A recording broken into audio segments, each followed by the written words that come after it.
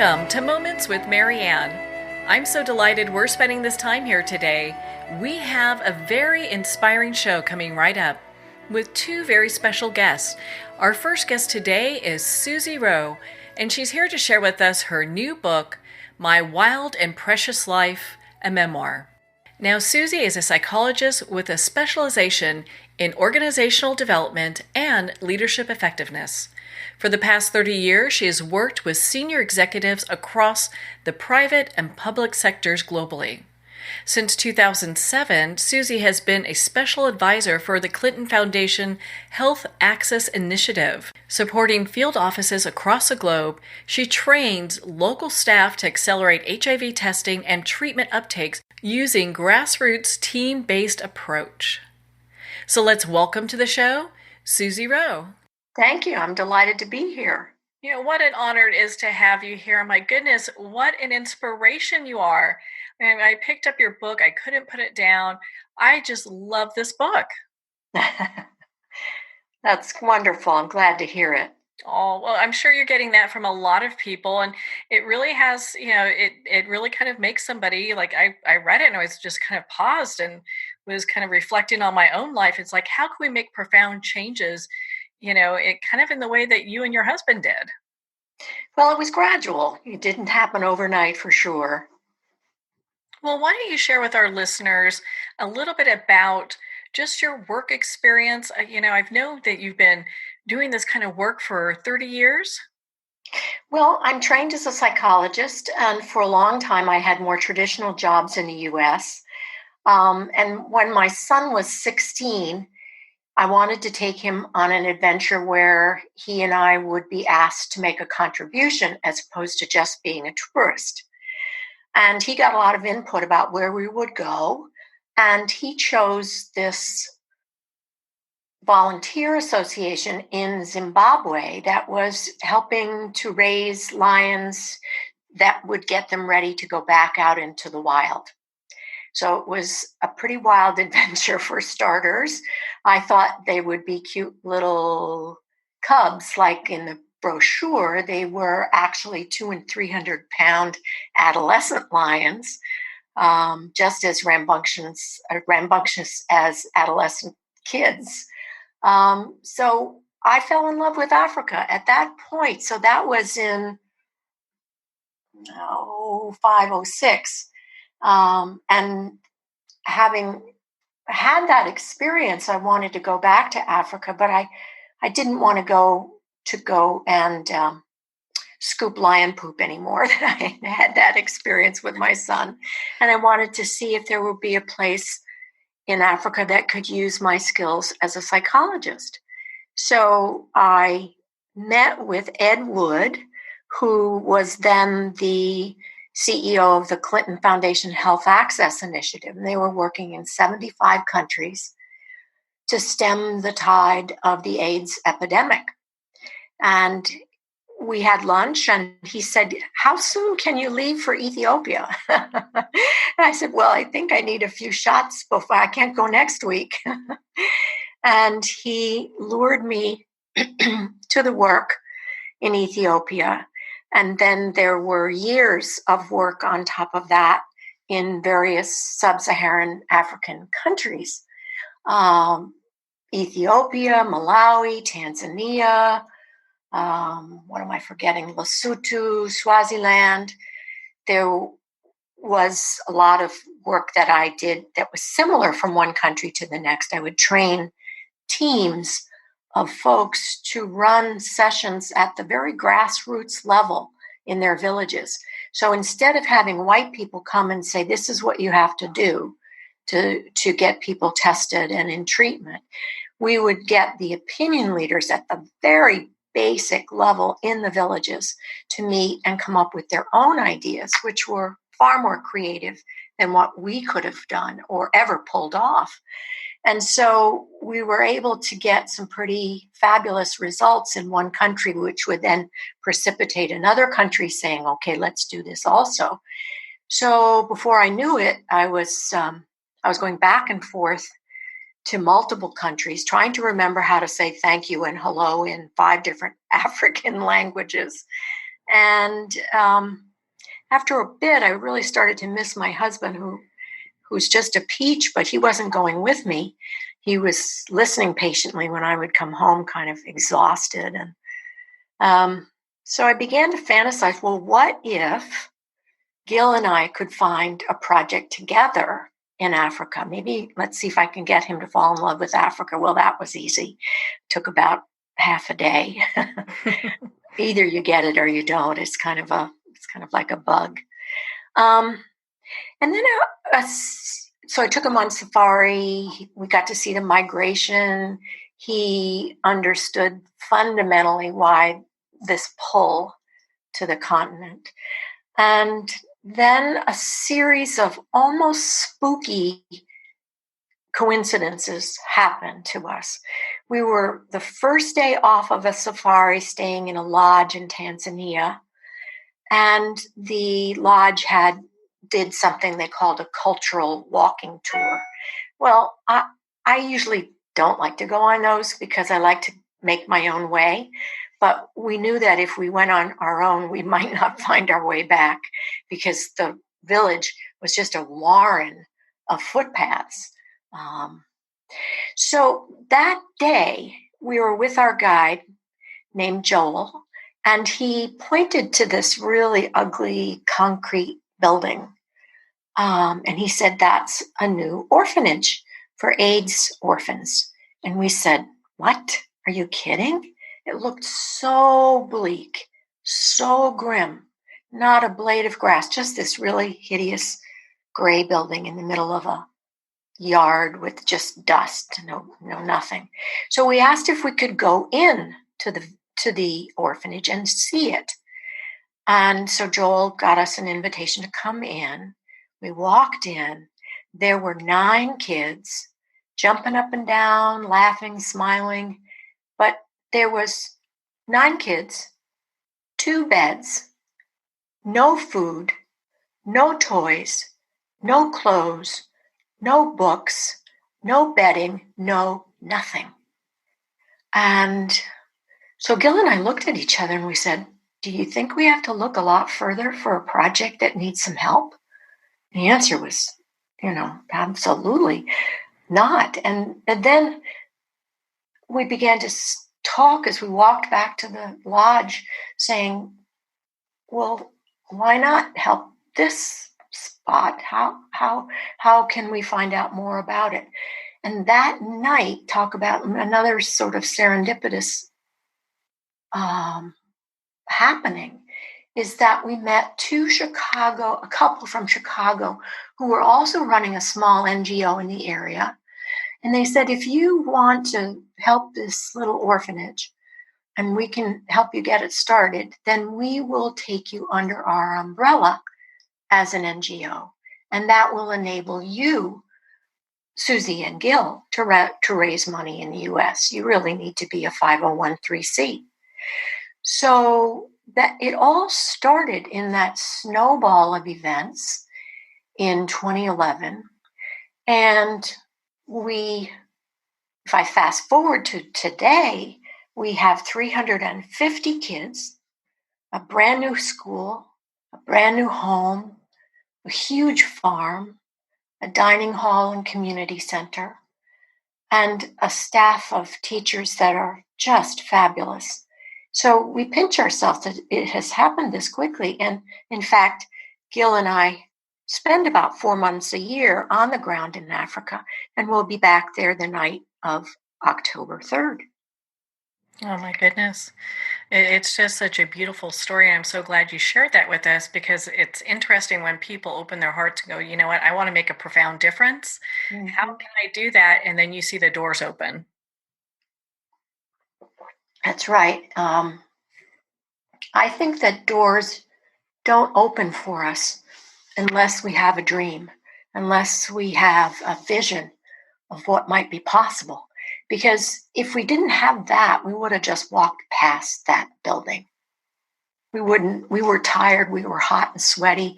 We would have just said, oh, too bad, that looks grim.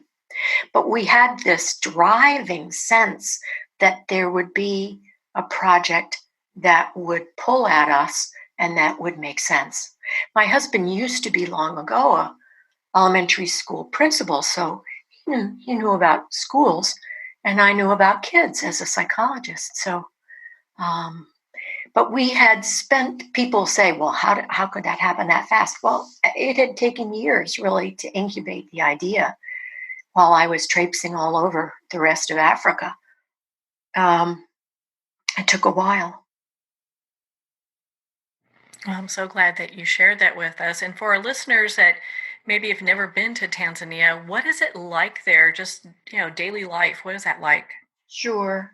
Well, in rural Tanzania, which is where we are, equidistant between Arusha and Kilimanjaro, we live up in the foothills of Mount Meru.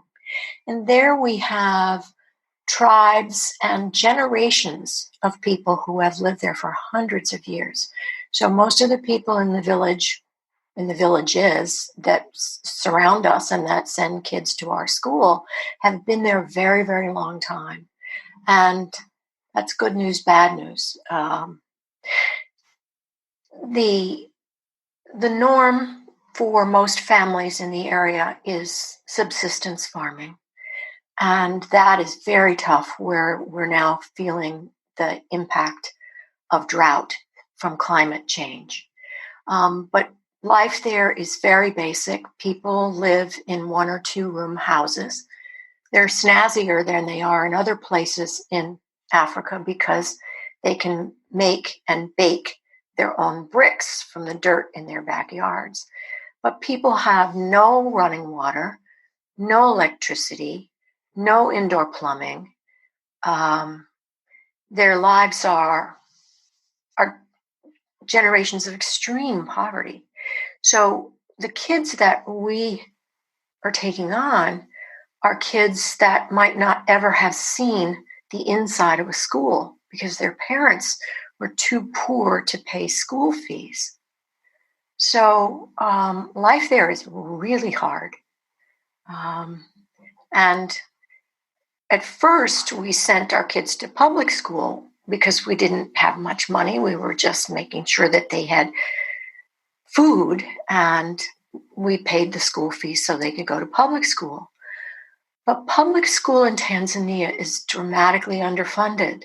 So a classroom in Tanzania might have 80 to 100 kids and one teacher.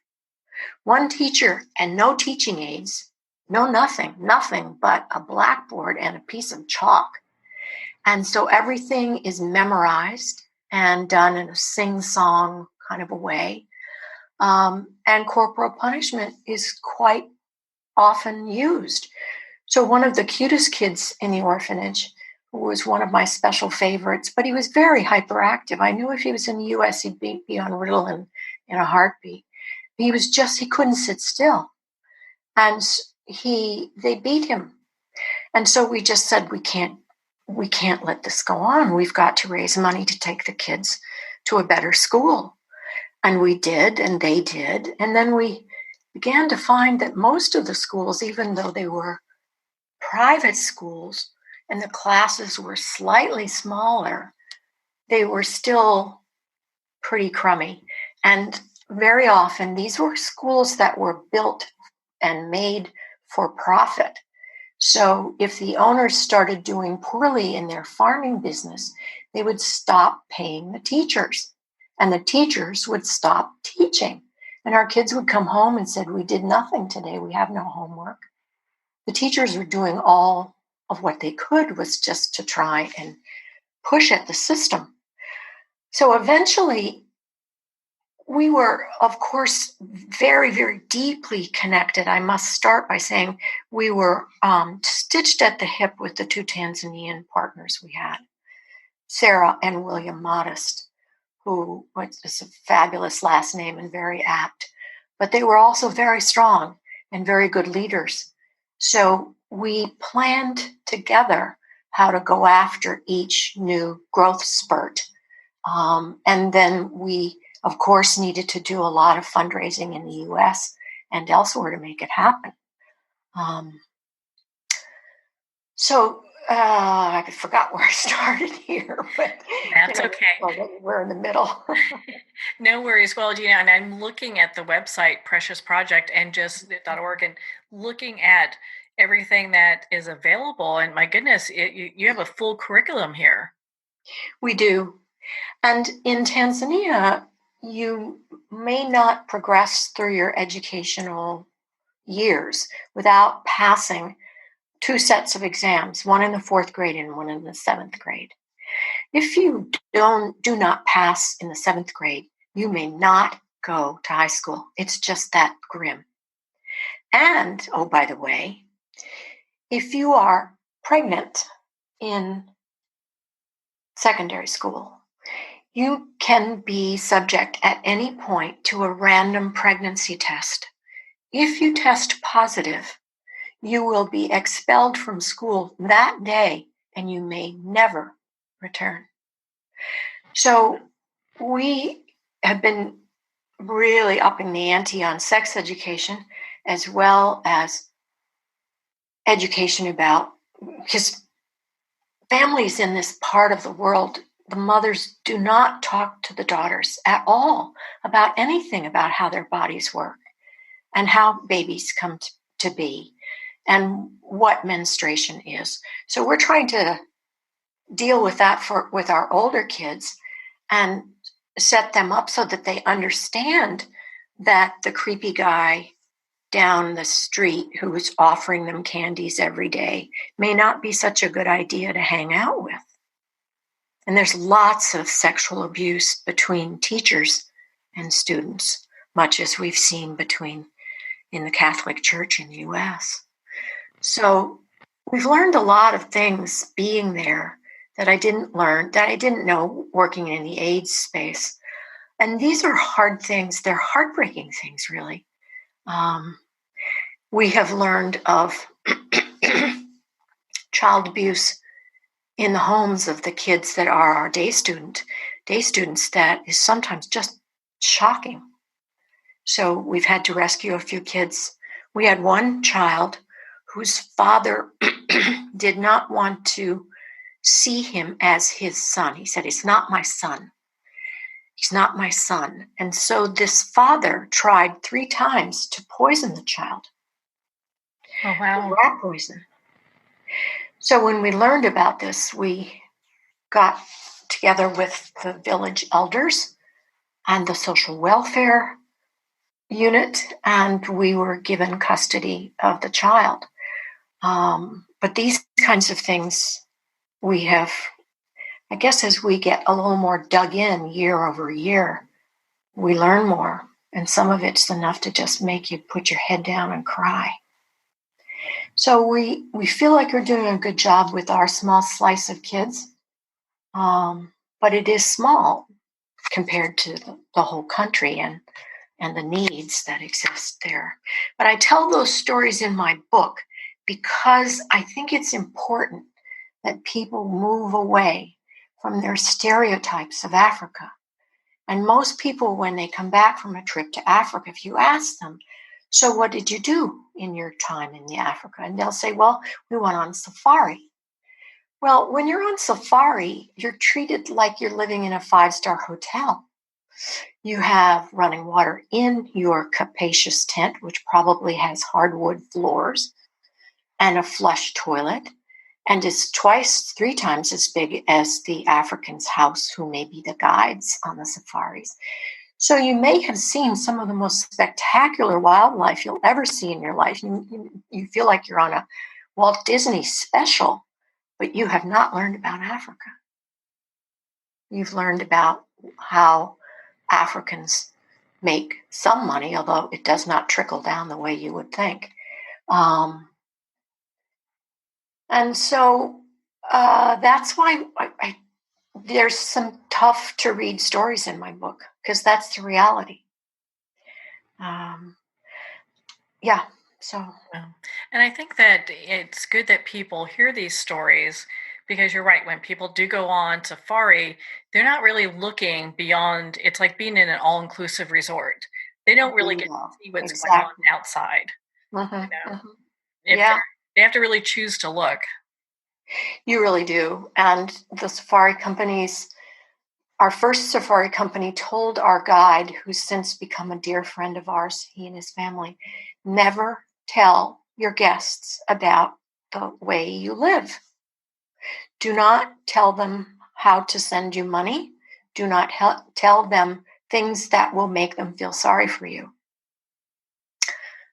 So we ended up sleuthing out what the situation was with this particular guide and his 6 kids. But white tourists are very pampered in Africa. It's quite amazing. So when you have 300 children that are in the orphanage. So how They're did they? in the school? Actually, I didn't make that clear. Oh, I'm sorry. That's okay. 21 in the orphanage Mm-hmm. and 350 in the school. And 350 in the school. How do you determine which children get placed with you, both in school and in the orphanage? Mm-hmm. Great question. So for school admittance, there has to be a combination of demonstrable need, and we make home visits, not us, but the Tanzanians make home visits to see the situation, and also a degree of academic promise. Since we're taking 300 kids out of what could be hundreds more, we want to make sure that we're giving the kids the break that need it the most, and that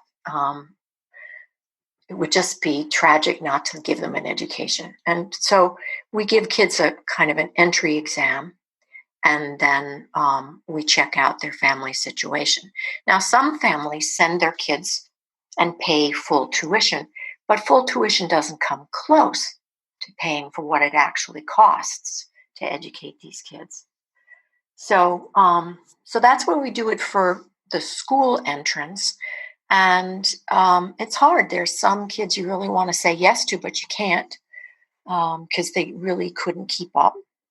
And for the home, we look for kids who can also go to school and succeed at school, but who also have a family situation that's probably untenable.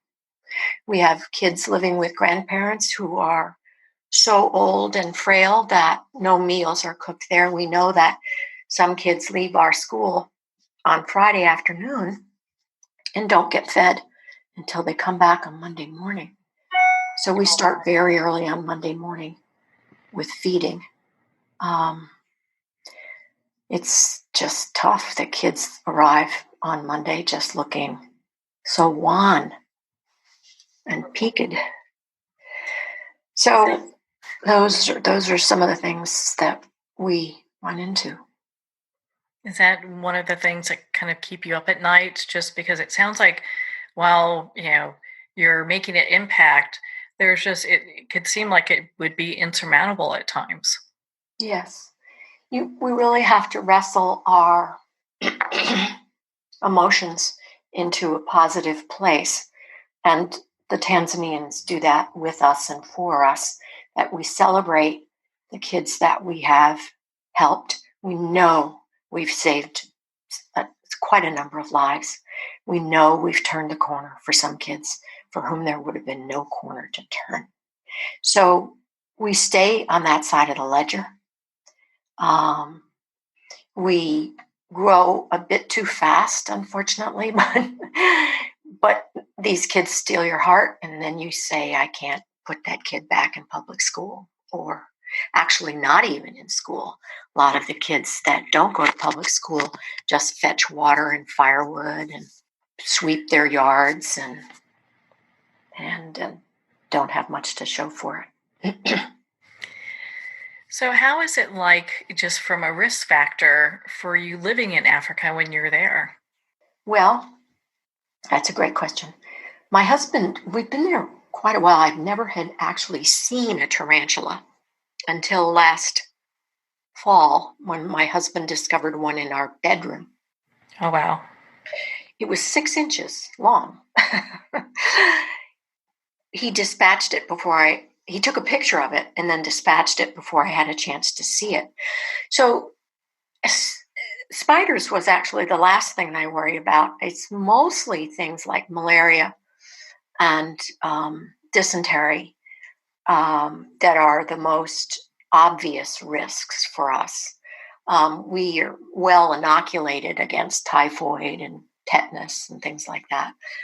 But malaria we're not in a highly difficult zone, not a lot of standing water.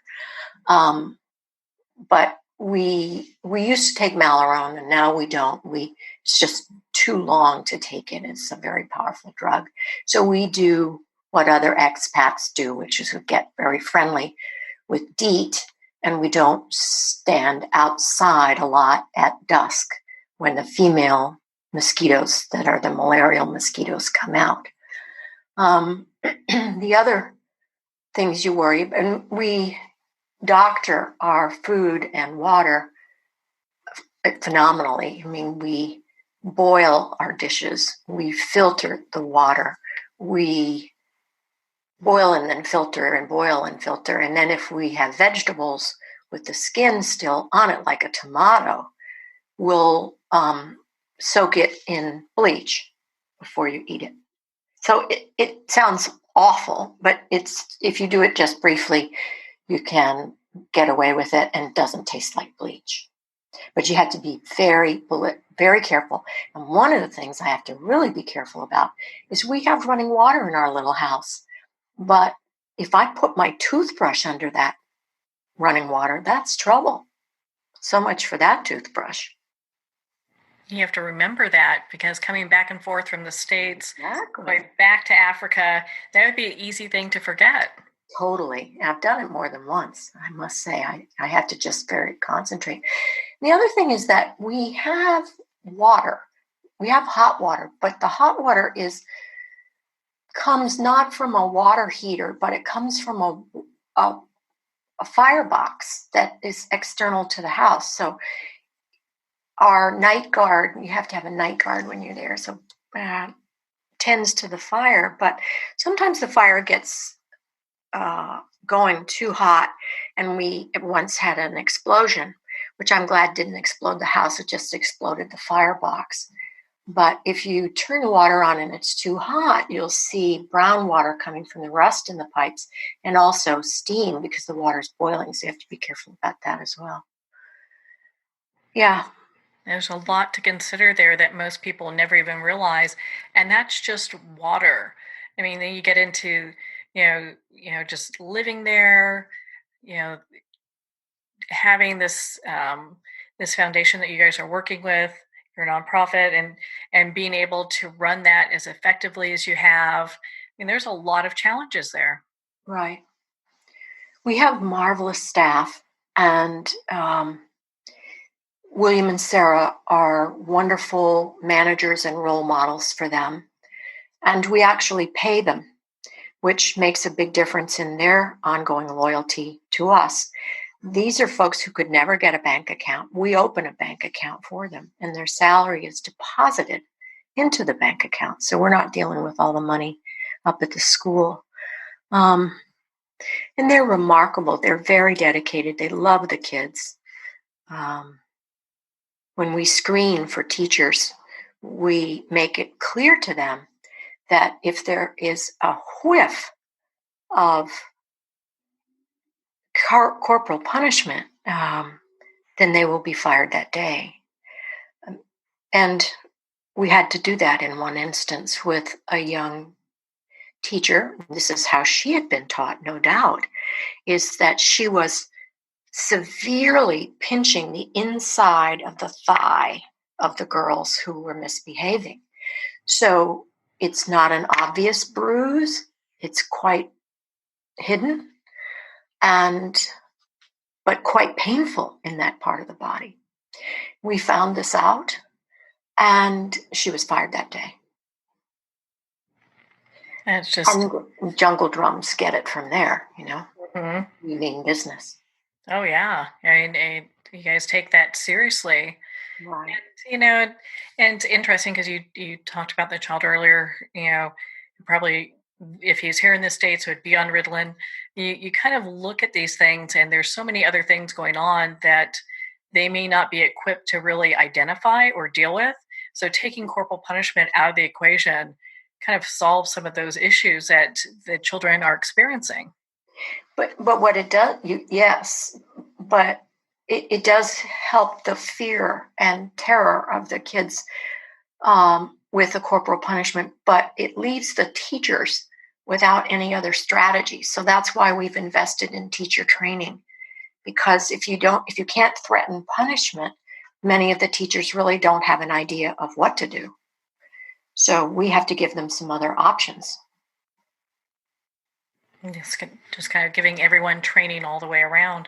When a child is, they go through the school system, let's say, with the school that you have, are they then able to go ahead and see about qualifying for college and moving forward? Well, we only go through 7th grade. So then the kids take the big exam, and our kids are prepped and prepped and prepped. So all of our kids have passed, which gives them the ticket to go to secondary school. We don't have a secondary school, however, so we vet closely the secondary schools that are around, and we choose ones to fund, or we fund one child at a time to go to those secondary schools. And we keep very close tabs on what's happening there. Someday, we fervently hope to build a secondary school. We have the land. We're farming it now. We hope to be able to raise enough money to build a secondary school because we know what a quality education looks like. That sounds very arrogant, but we know what that quality needs to look like. And we have some kids that should come to the U.S. to be trained. They're really gifted, truly gifted. We have one young girl. Mm-hmm. I'll tell you her story briefly. She was Maasai. Now, Maasai are pastoralists and polygamists, and she was found wandering in Maasai land with no parental oversight. She was just on the verge of having to have had female circumcision, which is female genital mutilation. She would have been sold into a marriage for cows. She would have been one of 10, 12, or 13 wives. And now she's been with us for a long time now. And she says, at first she said she wanted to be a prime minister. Now she says she wants to be a cardiologist. And she's smart enough to do it if we can make the way. I wouldn't be surprised if she does both, And I want to congratulate you because I know you have one of the announcements on your website that the students took a mock national exam and they aced. And so, you guys do know what you're doing. So that you can't make that up. Right. And we do crow about our successes. And the kids feel so celebrated. Well, if someone's looking not only to learn more about your book, but, about Precious Project and maybe how they can donate or get involved, where would they go? The best place is right where you are on the website, preciousproject, all one word.com. That would give them a sense of what we're up to. They can also write to us and say they'd like to be included on our newsletter, which is short and sweet, but fun. And those getting on the website is very easy to donate or get involved. We do not have housing for or a program for a lot of volunteers. Many people ask us. It's a complex business to get into, volunteering, especially when you're volunteering with kids who've been abandoned and neglected. So we're not keen to introduce volunteers who will fall in love with the kids and vice versa and then disappear. It just replicates the trauma for them. Yeah, that's going to be very difficult, but they can probably do a community fundraiser for Precious Project. Oh, absolutely. Absolutely. And we have had volunteers do that. We've had some kids in classrooms do bake sales, and we're happy to have that support in any way that it comes to us. Well, Susie, thank you, both you and your husband and everyone at the Precious Project for all that you're doing. I just loved your book and highly suggest everyone go out and pick their copy up. Thank you so much for being here with us today and sharing your story. Thank you. It was really a pleasure to talk with you. Thank you, Susie. It's been such an honor to spend this time with you to talk about your new book, My Wild and Precious Life, and preciousproject.org. We are going to pause here for a quick break. You've been listening to Moments with Marianne. We'll be right back after these messages.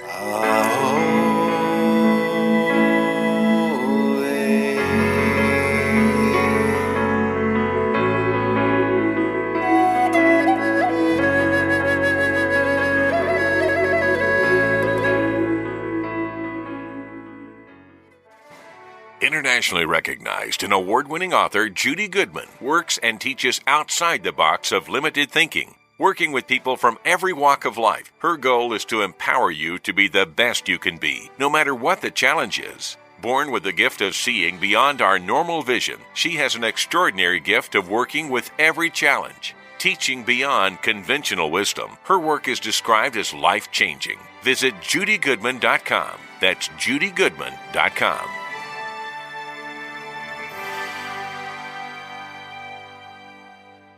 There comes a moment when you realize you're somewhere special, when you discover that each beautiful creature that you see has been rescued from a life of absolute horror and brought to this incredibly free place. Here's where their lives were forever changed and where yours will as well. Discover over 500 tigers, bears, and lions at the brand new visitor center at the Wild Animal Sanctuary just outside Denver. For more information, visit wildanimalsanctuary.org. Discover true freedom at the Wild Animal Sanctuary. There are nearly 2 million Americans living with amputation. Many live right here in San Antonio. Becoming an amputee can be scary, frustrating, isolating, but there's no reason to feel alone. The San Antonio Amputee Foundation is here to help support you and guide you toward resources such as home and car modifications and even prosthetic limbs. For more information or to make a donation, visit saamputee.org. We'll help you live a full, active life, one step at a time. San Antonio Amputee Foundation, healing limbs, hearts, and souls. If not me, then who? This ethos is driving the Travis Manion Foundation to empower veterans and families of fallen heroes to develop character in future generations. In 2007, Marine First Lieutenant Travis Manion was killed in Iraq while saving his wounded teammates. Travis's legacy lives on in the 5 words he spoke before leaving for his final deployment. If not me, then who? Guided by this mantra, veterans continue their service, developing strong relationships in the community, and thrive in their post-military lives. Visit TravisManion.org and ensure the character of our nation's heroes lives on in the next generation. If not me, then who?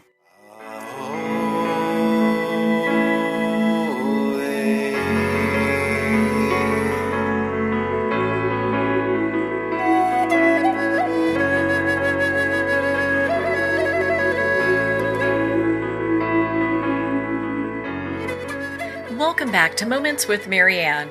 We're here with our next special guest, Chef Iliana Regan, and she's here today to share with us her new book, Burn the Place, a memoir. Now, Chef Iliana has been described by many as the queen of Midwestern cuisine. She opened her first restaurant in 2012, had earned a Michelin star by 2013, and by 2016, she'd been named one of Food and Wine's best new chefs. So let's welcome to the show, Chef Iliana Regan. Yeah, thanks for having me. What a joy it is to have you, and my goodness, man, you start the book off with a bang. I mean, once I read that, I could not put the book down. Oh, thank you.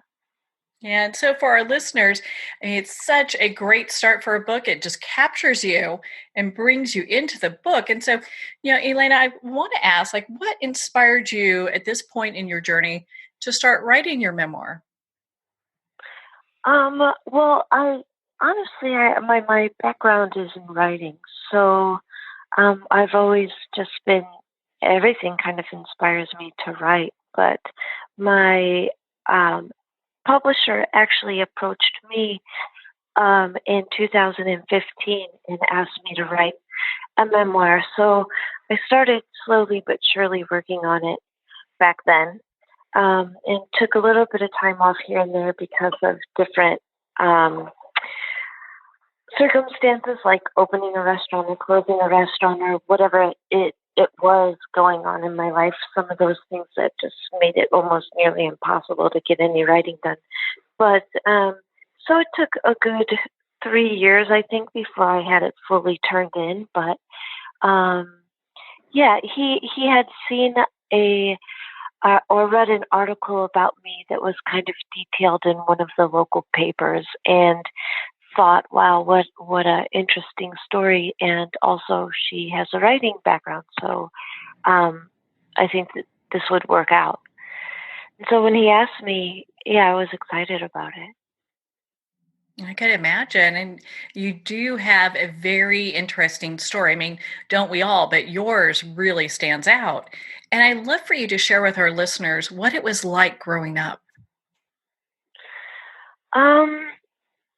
What it was like growing up. I mean, I really cherished the childhood that I had. It was I think I in the book recount it quite a bit as being just really magical. The farm that I grew up on was 10 acres of gardens and animals and barns and plenty of things to just constantly be roaming and discovering. But it was also rural, and I was also struggling with gender identity, and there was a lot of things that were complicated as well. Just like you said, like our lives can be interesting and complicated, and so. But I had a loving family and 3 sisters that were much, much older. So it was like I had almost 3 moms, aside from my real mom. And so I don't know. It was a good, magical, fun childhood. I love how your book just really kind of describes this real deep connection you had with the farm. And I can kind of see where that may have started your connection with food as well. Oh, for sure. Everything was fresh all the time. I mean, um, we had a pantry, and I can just remember looking into it, and just the mason jars stacked on top of each other of peaches and peppers and pickles and tomatoes. Just it was just like this big kind of deeply multicolored universe inside of that. But the house was constantly filled with those aromas of something being cooked, and always from scratch. That was the thing that was really the beauty of it, is just being able to have a tomato that's ripe and warm from the garden and slicing into it, or picking a watermelon that is just like right there. You wipe off the dirt and slice into it. Or zucchini was the big thing. My mom would slice fresh zucchini and flour that and shallow fry it in butter, and before it ever hit the refrigerator. So there's definitely a quality that the food has when it's had when it has that peak freshness. So yeah, I fell in love with food at quite an early age. What are some of your first memories with cooking and dealing with food?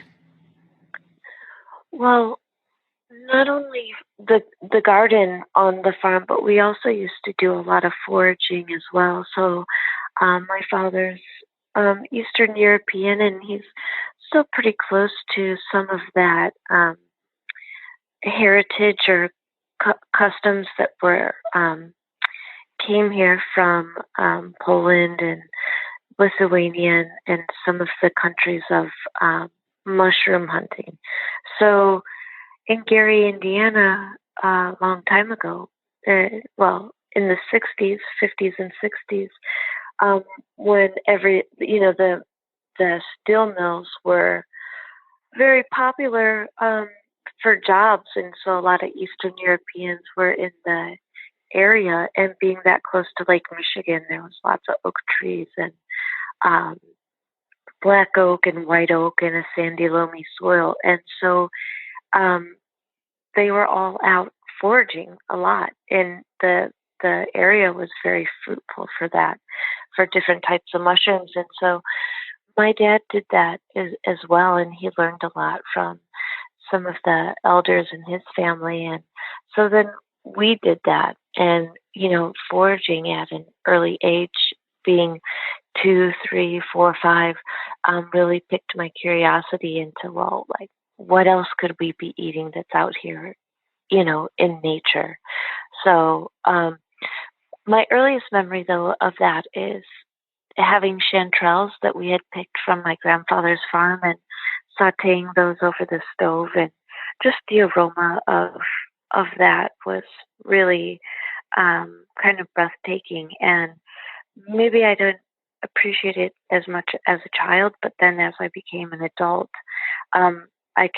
that smell memory really would always take me back to those moments. And so that was really just kind of interesting thing to be able to tap into a memory through aroma. So chanterelles are a big one. I also love hen of the woods mushrooms. Those are the ones that we find in the fall. So I'm actually going on a foraging trip soon. I know there are a lot of listeners that do forage for mushrooms, and others that, are interested in that. And I think it's such a just a unique experience being able to be out in nature and find food in such a organic way. Mm-hmm. Yeah, it's one of my favorite things to.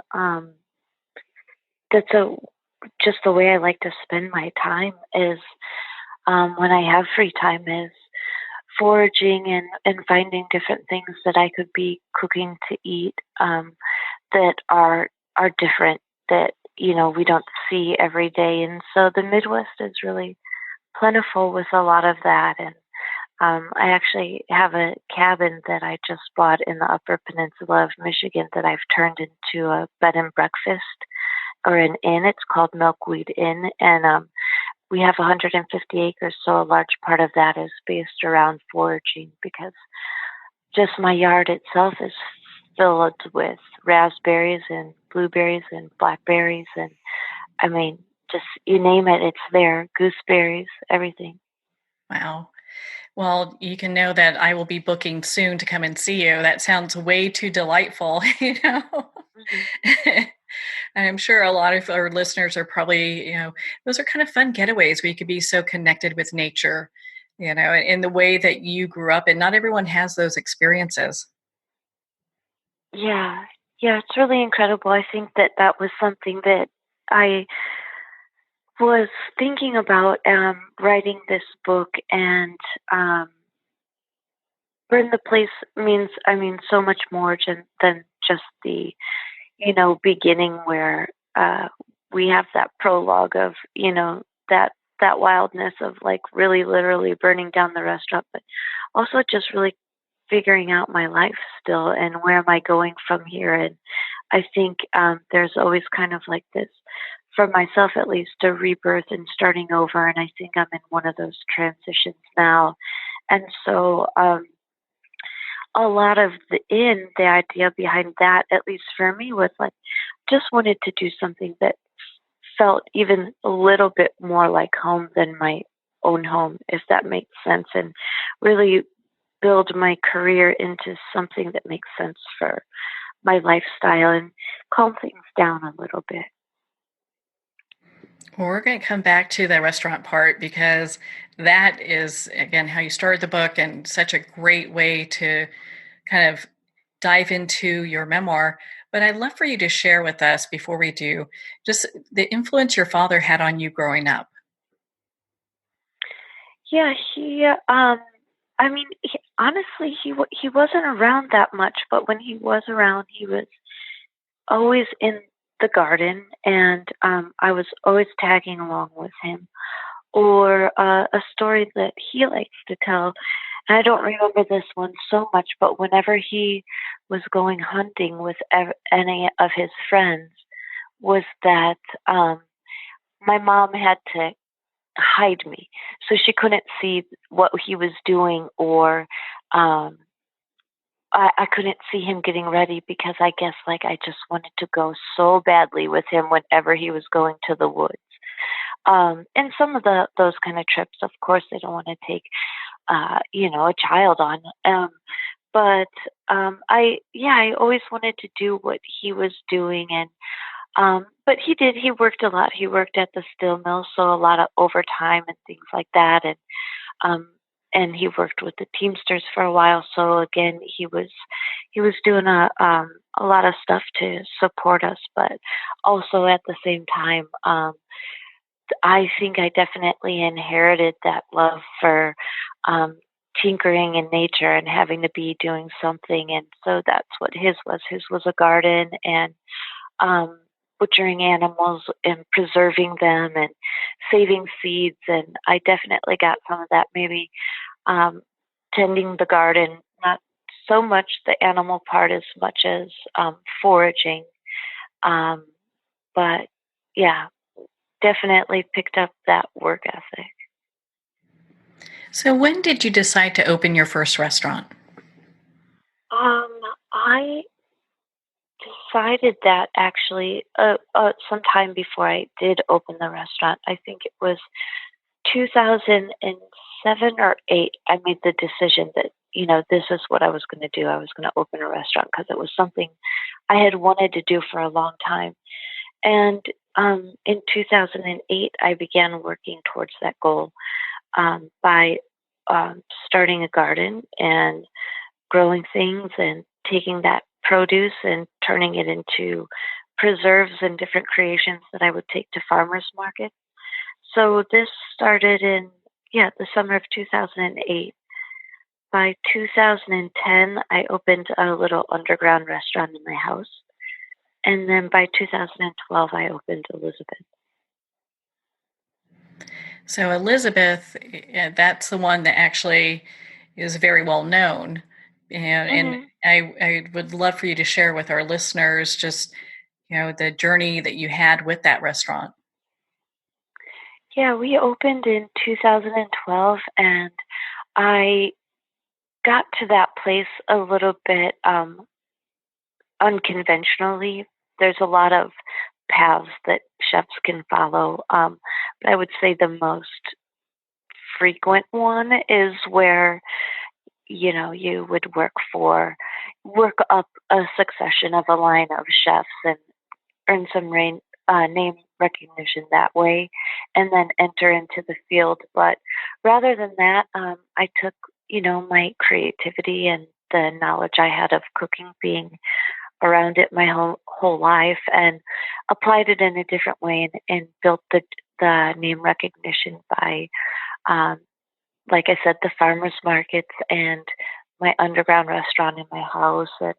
And that's how I was able to get a couple small investors. And Elizabeth is very tiny. There's 20 seats. It's in a storefront that's kind of connected to a few other businesses, so a strip mall.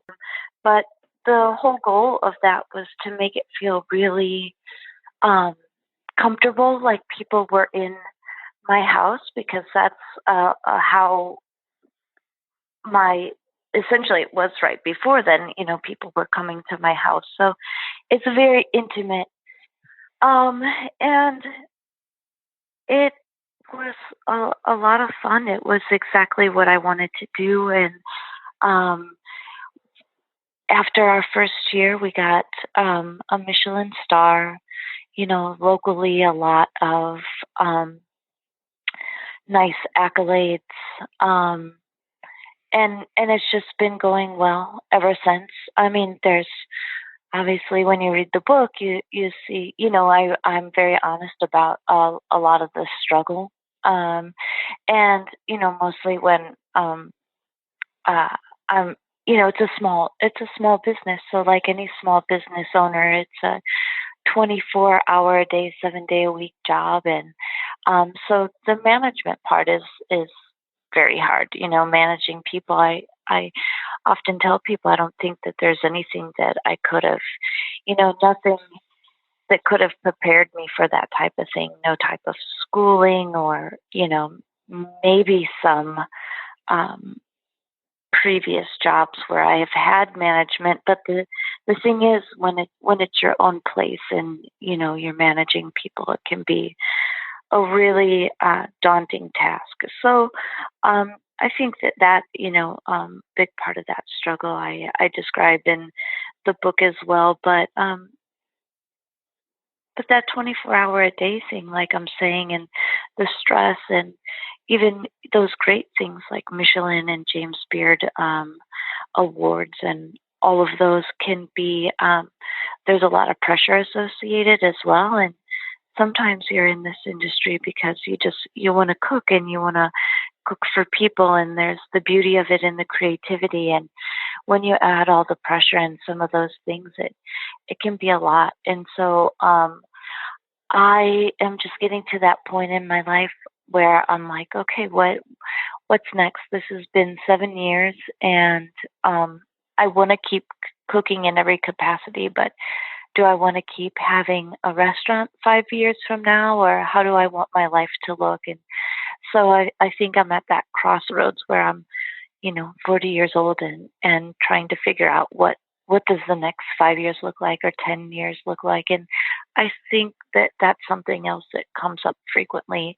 in my book, is really just looking at myself in awareness, and, like, okay, what is the next right thing, or the best thing, that makes sense for mental health, and just, every kind of stability, physically, mentally, spiritually.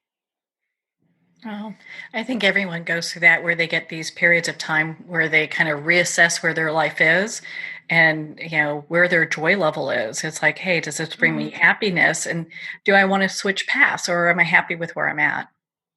Mm-hmm. Yeah, that started to happen a couple years ago. I was just thinking, I was feeling a little bit down and depressed and overworked and burnt out, and really assessing writing the book actually was just so cathartic in and of itself. I think that it was, gave me the ability to be able to see, like, exactly some of these things, but thinking about, like, just, okay, what parts of this do I absolutely love, and what parts of this can I not see myself doing, in the next 10 years. And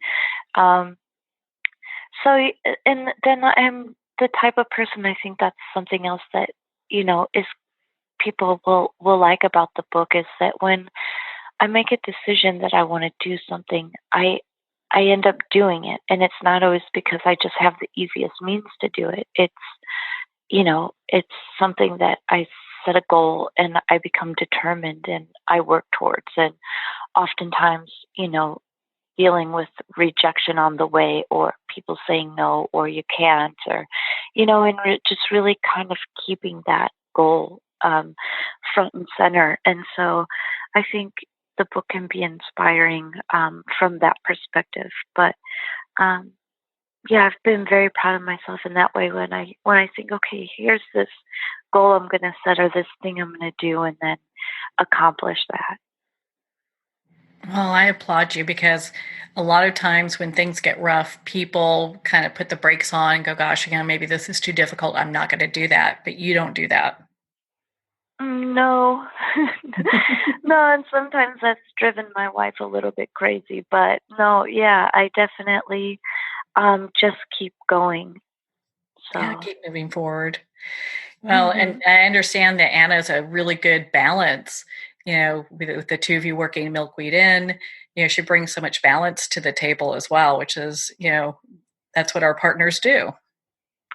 Yeah, she's really good about that, and we're we love everything about each other, but are also very different, but in that good complementary way. And at first, when I would say, "Oh, hey, I got this new idea," she'd say, "Oh, yeah, good. What is it?"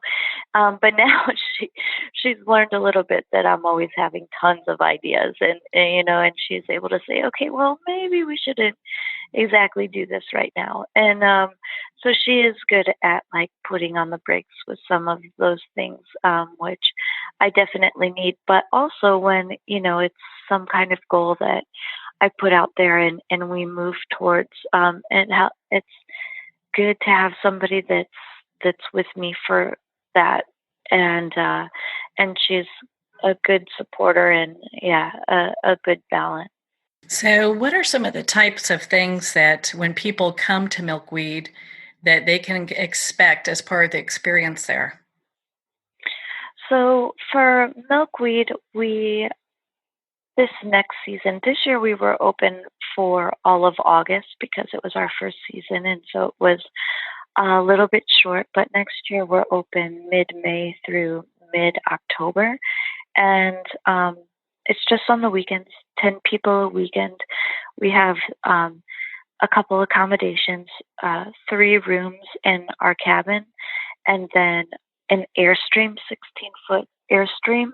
So that has its own little bathroom and bed and kitchen area, and that's really cute.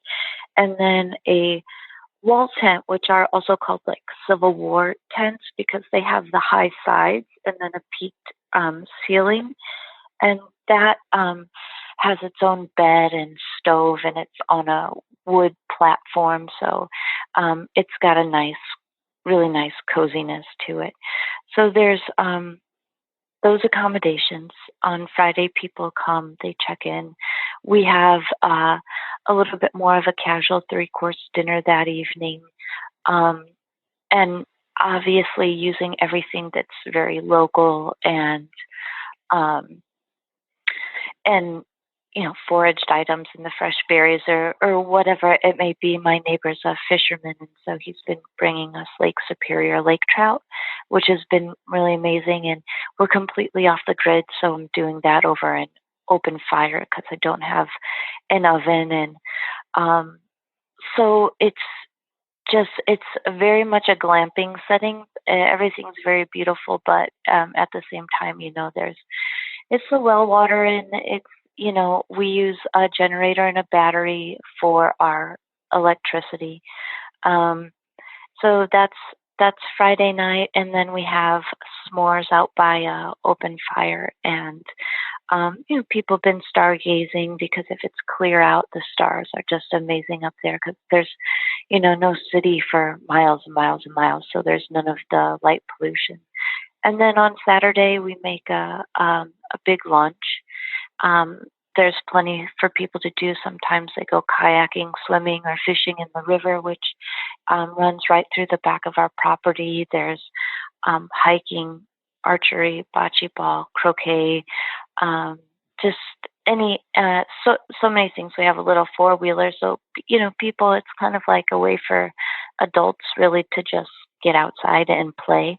A lot of people just hang out on the front porch and read and overlook the river and the trees because it's just so quiet. And, you just hear the leaves the whole time and a little bit of the rushing water. And then in the evening on Saturdays, we have a multi-course meal, and Anna pairs the wines for that. And so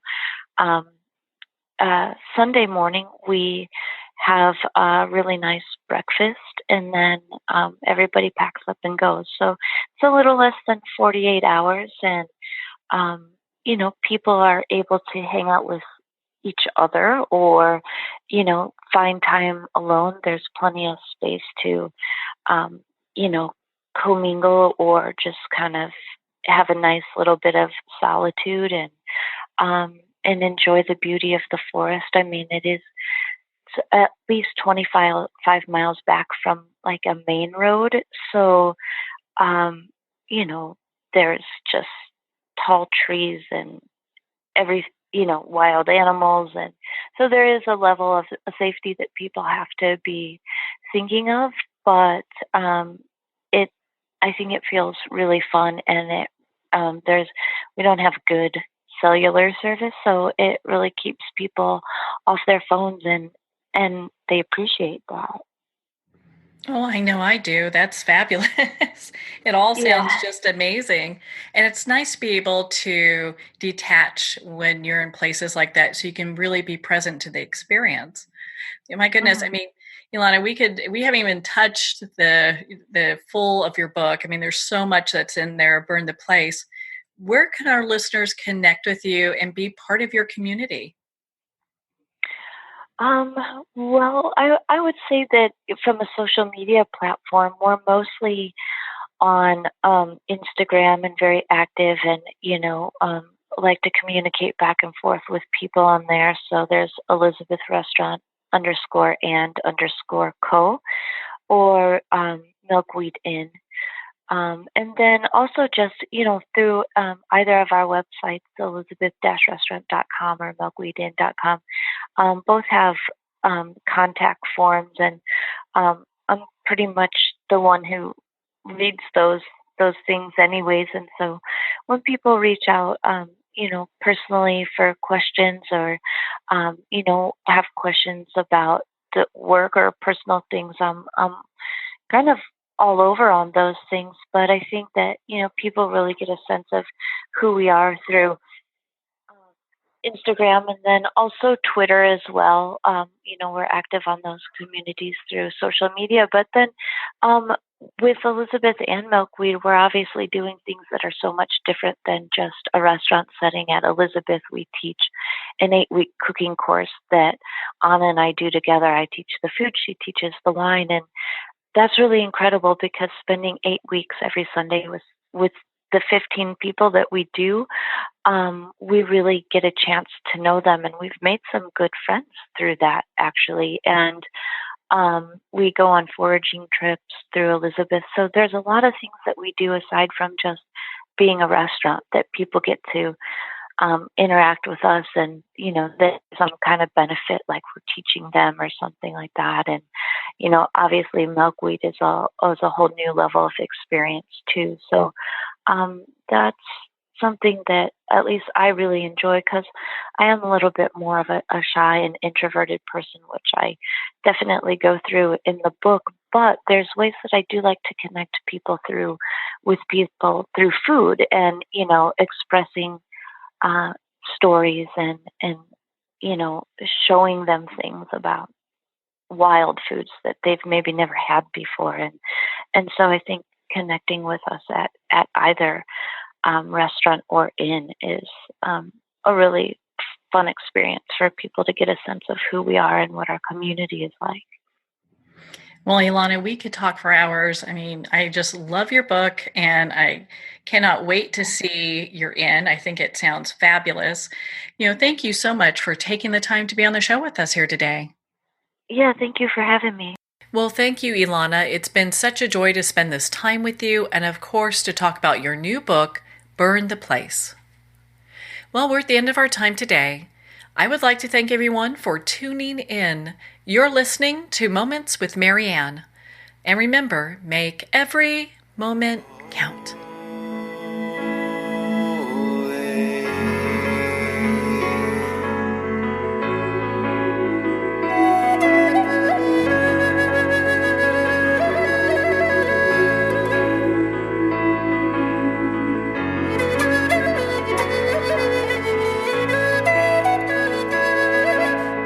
In a single moment, your life can change. Moments with Marianne is a transformative hour that covers an endless array of topics with the best of the best. Her guests are leaders in their fields, ranging from inspirational authors, top industry leaders, and business and spiritual entrepreneurs. Each guest is gifted and a true visionary, a recognized leader in her own work, and while teaching others to develop, refocus, and grow, Marianne will bring the best guest and sometimes a special surprise. Don't miss this. You never know just which moment will change your life forever. Moments with Marianne airs every Sunday, Monday, Thursday, and Friday at 8 p.m. Eastern and 5 p.m. Pacific Time. Make sure to tune in and visit momentswithmarianne.com for more information.